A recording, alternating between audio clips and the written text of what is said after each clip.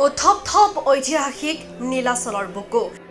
দেশ বিদেশৰ সাধু সন্তৰ সমাগম মা কামাখ্যা মন্দিৰৰ বাকৰিত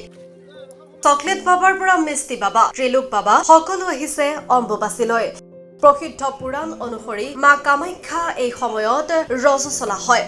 এই সময়ত ভক্তসকলে উপবাসে থাকি আৰাধনা কৰিলে দেৱীৰ আশীষ লাভ কৰে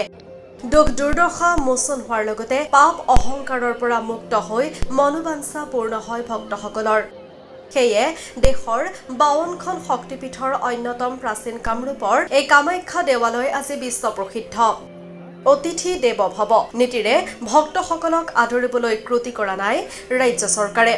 সমান্তৰালকৈ সাধু সন্ত ভক্তসকলৰ সেৱা কৰিবলৈ আগবাঢ়ি আহিছে বিভিন্ন বেচৰকাৰী সংস্থা ধৰ্মপ্ৰাণ লোক ভক্তসকলৰ বাবে আগবঢ়াইছে খাদ্য সামগ্ৰী পানী বটল লঘু আহাৰৰ টোপোলা মুখ্যমন্ত্ৰীৰ বিশেষ কৰ্তব্যৰত বিষয়া হেমন্ত চৌধুৰীৰ সহযোগত চিএম ফেন ক্লাব প্ৰয়াসে ভক্তসকলৰ মাজত বিতৰণ কৰে লঘু আহাৰ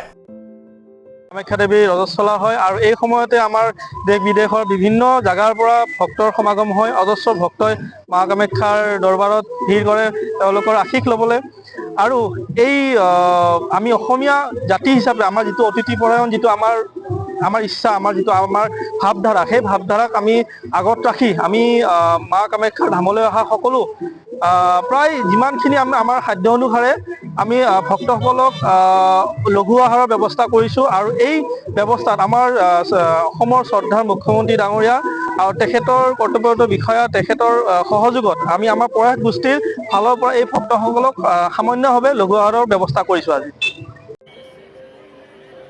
হিমাংক দাসৰ ৰিপৰ্ট গ্লোবেল NE 24/7